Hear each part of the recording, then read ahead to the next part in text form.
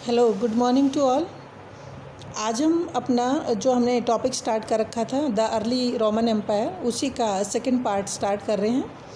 तो इसमें क्या बता रखा है इस टॉपिक में, रोमन एम्पायर का एक्सपेंशन कैसे किया गया था, किन किन एरियाज़ को रोमन एरिया में इंक्लूड किया गया था, कैसे वहाँ पर गवर्नमेंट काम कर रही थी और वहाँ पर कौन कौन से अर्बन सेंटर्स थे जो वहाँ की गवर्नमेंट की हेल्प करते थे एडमिनिस्ट्रेशन करने में।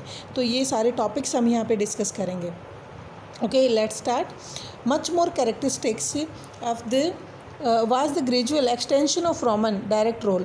सबसे मेन अगर बात की जाए तो रोमन एम्पायर की क्या थी कि उन्होंने धीरे धीरे करके एक्सटेंशन ऑफ रोमन रूल कर दिया था, मतलब अपने रोमन शासन को बढ़ावा दे दिया था और धीरे धीरे करके दिया था। ये कैसे किया था?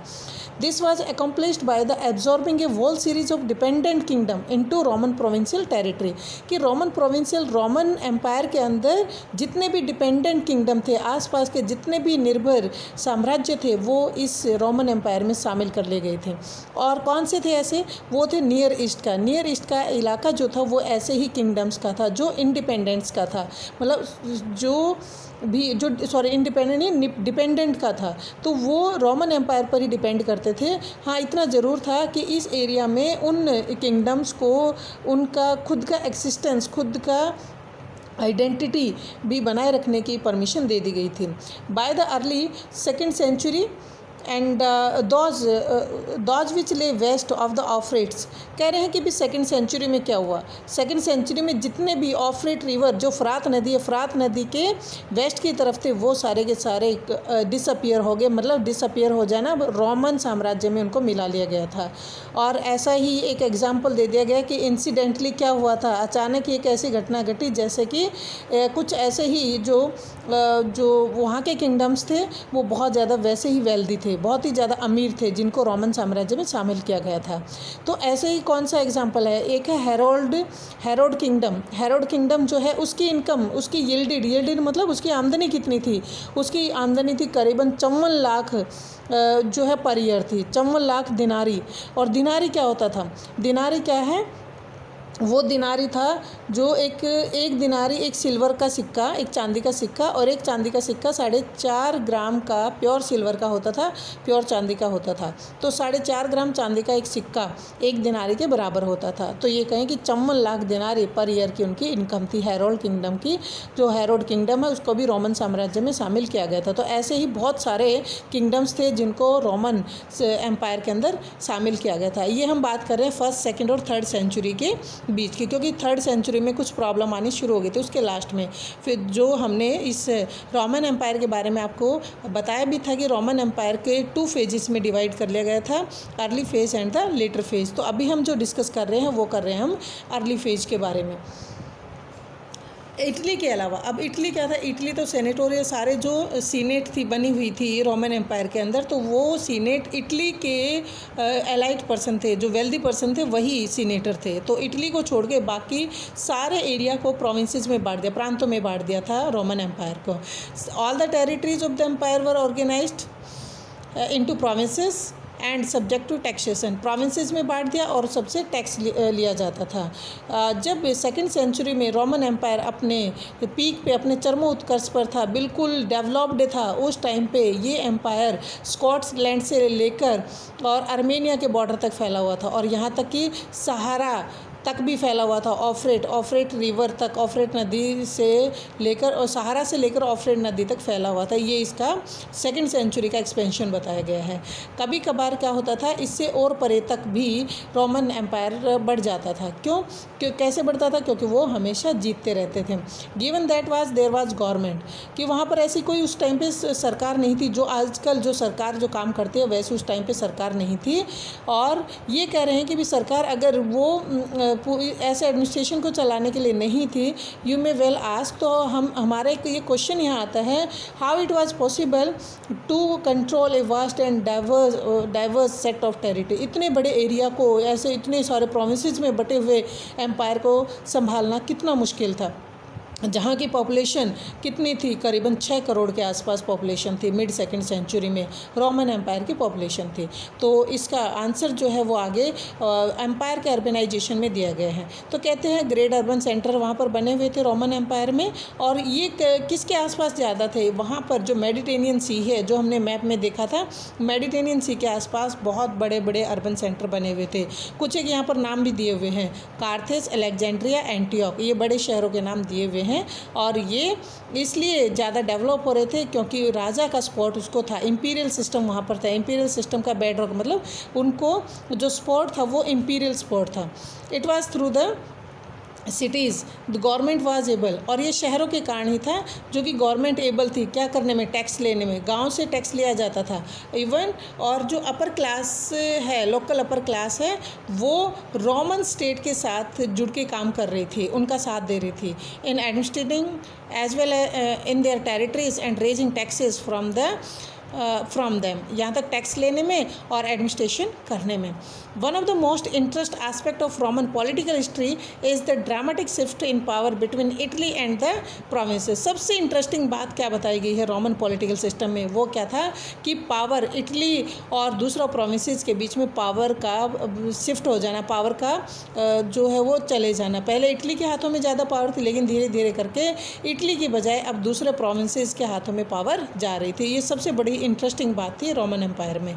सेकेंड और थर्ड सेंचुरी में ये जो प्रोविंशियल अपर क्लासेस थी, उन्होंने क्या किया था, उन्होंने अपने अपने कैडर बना रखे थे, अपने अपने दल बनाए हुए थे। Who supplied most of the cadre, army या सेना वो भेजते थे, that governed the provinces and commanded the armies. Cadre मतलब उन्होंने अपने कमांडर्स, कैडर मीन्स ऑफिसर्स, उन्होंने अपने ऑफिसर्स भेजे हुए थे और वही ऑफिसर्स आर्मी को कमांड देते थे और पूरे प्रोविंस को संभालते थे। They came to form a new military command, to form the elite of administrators and the military commanders. और वो जो आते थे वो उन्होंने क्या बनाया था, वो एक नया एलाइट ग्रुप बन गया था। किसका बन गया था, एडमिनिस्ट्रेटर्स का और मिलिट्री कमांडर का एक नया ग्रुप आ गया। मतलब सीनेटोरियल की पावर अब कम होने लगी थी। ये जो नया ग्रुप आया था कैडर्स का, वो भी ऐसा ही आया था, वो बड़ा पावरफुल था। And this was more powerful than the senatorial class because they had the backing of the emperor। ये क्यों पावरफुल था, ये कमांडर और एडमिनिस्ट्रेटर का जो ऑफिस जो दल आया था वो बहुत ज़्यादा पावरफुल इसलिए था क्योंकि एम्परर का उनको सपोर्ट मिला हुआ था। नया ग्रुप बना था। नया ग्रुप बनने के बाद साथ साथ एक गैलिनियस राजा थे, गैलिनियस रूलर, जिनका रूल का टाइम था 253 से 68 तक। ये छठे राजा थे रोमन एम्पायर में। They consolidated their rise to the power by excluding senatorial from the military command. और इस गैलिनियस ने अपनी ताकत को कैसे मजबूत किया था, इसने सबसे पहले जितने भी सीनेटोरियल्स थे, जितने सीनेटर थे, जो सीनेट जैसे हमारी पार्लियामेंट है वैसे ही रोमन एम्पायर में ऐसे सीनेट होती है, तो उसके जो मेंबर थे वो सेनेटोरियल सीनेटर्स थे। पहले उन सेनेटर्स को एक्सक्लूड किया, हटा दिया था। किससे, अपनी मिलिट्री से, अपनी आर्मी में से, अपने मिलिट्री कमांडर्स में से इनको पहले हटा दिया गया था। गैलिनियस ने मना कर दिया था सारे सीनेटर्स को कि कोई भी आर्मी में नहीं होगा और मतलब वहाँ तक कोई भी ना तो सर्विस करेगा ना उनकी पहुँच होगी। In order to prevent control of the empire from falling in to their hand. ऐसा गैलिनियस राजा ने क्यों किया था, इसलिए किया था ताकि पावर जो उनके हाथों में ना जाए, सारी की सारी पावर पर रूलर का ही कंट्रोल हो जाए और वो उनका कंट्रोल हो जाए जो रूलर ने खुद अपने लिए एक सेना तैयार की थी, मतलब कैडर वाली जो थी। और कैडर के अंदर भी कौन थे, वो भी बड़े प्रॉस्पर्स और एलाइट ग्रुप था। इसलिए राजा सारी पावर को सीनेटर के हाथ में नहीं भेजना चाहते थे। अगर इस बात को समअप किया जाए तो समअप करने पर क्या होता है कि फर्स्ट सेंचुरी का लेट, सेकंड और थर्ड हाफ सेंचुरी, तो मतलब थर्ड सेंचुरी की शुरुआत में तो आर्मी और एडमिनिस्ट्रेशन का काम बढ़ता चला गया। कहाँ से, प्रोविंसेस से जो है वो काम बढ़ने लगा था। Increasingly drawn from the provinces and citizenship spread to this regions and was no longer confined to Italy. अब सिर्फ और सिर्फ पावर इटली के हाथों में ना रह के बल्कि पावर सारे रीजन्स में और नागरिकता उनको मिलनी शुरू हो गई थी। तो इस तरीके से क्या हो गया कि जो पावर है, पावर की शिफ्टिंग होने लगी थी। But the individuals of the Italian origin continue to dominate the senate at least till the 3rd century. लेकिन अगर देखा जाए कि कुछ इटालियन ओरिजिन के, इटली के कुछ ऐसे अमीर लोग वो सीनेट पर 3rd सेंचुरी तक कुछ ही लोग थे जो फिर भी कंटिन्यू रहे थे, डोमिनेट करते रहे थे, लेकिन ज़्यादा नहीं थे, वो कम आ गए थे संख्या में। When senatorial of the provincial origin became a majority, these trends reflected the general decline of Italy from the within the empire. अब क्या हो गया, धीरे धीरे करके क्या देखने लगा कि एक पतन होने लगा था, इटली की जो पावर है वो पतन होने लगा था, वो डिक्लाइन होने लगी थी। दोनों ही पॉइंट ऑफ व्यू से, पॉलिटिकल और इकोनॉमिक व्यू से, ना तो उनका पॉलिटिकल कंट्रोल रहा था इटालियंस का, और ना ही इकोनॉमिक कंट्रोल रहा था। एज वेल एज रीज़न क्या था कि भाई जो न्यू एलाइट ग्रुप का राइज अप हुआ था उसके कारण, क्योंकि जो नया ग्रुप बन के आया था वो नया ग्रुप बहुत ज़्यादा अमीर था, वेल्थियर था और बहुत ज़्यादा अर्बेनाइज्ड था मेडिटेरियन एरियाज में। अब ये कहते हैं व्हाट इज़ अ सिटी, शहर होता क्या है, ये क्वेश्चन बन जाता है एक 1 मार्क का कि भाई सिटी क्या होता है। सिटी रोमन सेंस में अगर देखा जाए तो एक ऐसा अर्बन सेंटर होता था जिसके अपने मजिस्ट्रेट, जिसकी अपनी सिटी काउंसिल और जिसकी अपनी टेरिटरी होती थी, उसको ही सिटी का नाम दिया जाता था। और इस सिटी के अंदर कुछ विलेजेस भी आते थे, तो कुछ गांव भी इसके कंट्रोल में आते थे, विच वर अंडर इट्स ज्यूरिसडिक्शन। मतलब गाँव का अगर कोई झगड़ा या कोई फैसला लेना होता था, झगड़े को सुलझाना होता था, तो वो भी शहर के ही मजिस्ट्रेट करते थे। तो ये इसका क्या हो गया, this is the city. Thus one city could not be the territory of another city. एक शहर का क्षेत्र दूसरे शहर का क्षेत्र नहीं हो सकता था, शहर सारे अलग अलग होते थे। गांव हमेशा उनके अंडर होते थे, लेकिन गांव के अंडर कोई शहर नहीं होता था। Villages could be upgraded to the status of cities. गांव को शहर बना दिया जाता था, उनके स्टेटस को बढ़ा के अपग्रेड कर दिया जाता था, तो गांव क्या बढ़ जाते थे, बन के शहर बन जाते थे। ऐसा अपोजिट भी हो जाता, कई बार शहरों को गांव में बदल दिया जाता था। वो रीज़न क्या था कि वो राजा की छत्र छाया के ऊपर था, कि इम्पीरियल फेवर था, या तो राजा उसके अपोजिट में हो या राजा उसके फेवर में हो। फेवर हो गया तो विलेज शहर बन गया, और अगर अपोजिट हुआ तो सिटी विलेज बन जाता था।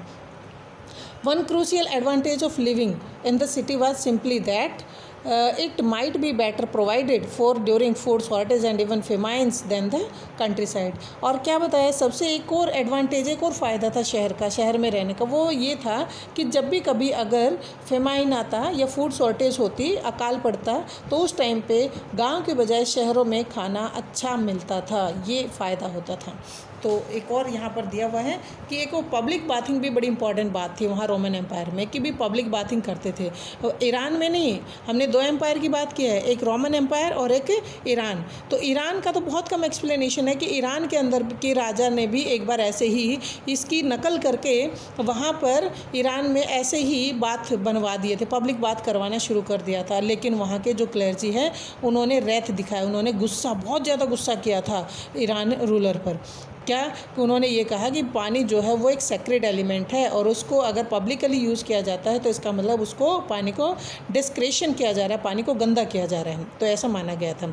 Urban population also enjoyed as much higher level of entertainment. शहरी जनता, शहरी पॉपुलेशन, जनसंख्या भी अपना पूरा एंटरटेनमेंट करती थी, मनोरंजन करती थी। एग्जाम्पल दे दिया कि कैलेंडर ये हम बताता है कि उनके प्रदर्शन या उनके अपने कोई सेलिब्रेशन हुआ करते थे कि साल में 176 दिन से कम नहीं थे, कम से कम 176 डेज़ ऐसे थे जिसमें शहरी लोग अपने कोई न कोई अपने एंजॉयमेंट के लिए काम करते थे। तो 365 में से 176 डेज़ अगर निकल जाते हैं तो बाकी उनका वर्किंग डेज हुआ करते थे। तो इसका मतलब क्या था, वहाँ पर पब्लिक बात को इम्पोर्टेंस दी जाती थी, वहाँ पर स्पेक्टिकुलर को भी इम्पोर्टेंस दी जाती थी। फिर यहाँ एक और एक्सप्लेनेशन दे रखा है रोमन सिटीज़ के बारे में, और ये किसने बताया, ये डॉक्टर गैलन ने। क्योंकि देखो बहुत सारे हिस्टोरियन हुए हैं, बहुत सारे जो है आर्कियोलॉजिस्ट हुए हैं, तो ये एक हिस्टोरियन है डॉक्टर गैलन।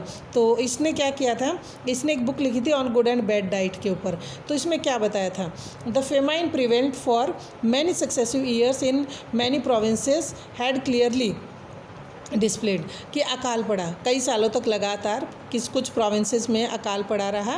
तो आदमियों को ये बिल्कुल समझ में आ गया था कि हाँ भाई वो मेल न्यूट्रिशन के कारण वो बीमार होते हैं। तो लोगों को समझ आ गया था जब बार बार अकाल पड़ रहे थे। तो सिटी ड्वेलर्स, शहर में रहने वाले वे लोग, as it was their custom to collect and store enough grain for the whole of the next year immediately after the harvest. तो जो सिटी ड्वेलर्स है उनका नहीं बल्कि ये गांव वालों के बारे में बता रहे हैं। देखो यहाँ पर कॉमा दिया हुआ है। जैसा कि गांव वालों का एक कस्टम था कि जैसे ही हार्वेस्टिंग हो, आफ्टर द हार्वेस्टिंग के तुरंत बाद अपने घर में स्टोर कर लेते थे सारे गेहूँ, अनाज वनाज जो भी है उसको इकट्ठा कर लेते थे। चाहे वो गेहूँ है, जो बीन्स, लेंटिल्स, दालें, उन सबको इकट्ठा कर लेते थे। और ये बात क्या है, left to the peasant various kinds of the pulses. और जो किसान हैं उनके लिए भी अलग अलग तरह की दालें बच जाती थी। इतना शहर में बहुत ज़्यादा पहुंचाया जाता था, शहर में भी दिया जाता, सिटी ड्वेलर्स को भी पहुंचाया जाता था, लेकिन उसके बाद भी लोगों के पास अनफ बच जाता था। ये सारा कंज्यूम कर लिया जाता। After consuming what was left in the course of the winter, सर्दी के लिए जो बचा के रखा था गांव वालों ने, वो सारा कंज्यूम हो जाता। और जो कंट्री पीपल हैं, गांव वाले, कंट्री मतलब villager people had to resort to unhealthy food. तो उनको क्या होता है, जैसे विंटर सीजन में सारा अनाज ख़त्म हो जाता है तो उनको कभी कभार ऐसा होता है कुछ ऐसे अनहेल्दी फूड भी खाने पड़ते थे स्प्रिंग सीजन में। और जैसे कि पेड़ों की टहनियाँ हैं, सूट्स हैं, ये सब उनको खानी पड़ती थी, झाड़ियाँ, बल्ब्स, रूट्स, वो जो ना खाने के प्लांट होते थे उनको खाना पड़ता था। ये मजबूरी थी गांव वालों की। तो ये वाला हमारा टॉपिक कंप्लीट हुआ। Okay, thank you and have a nice day.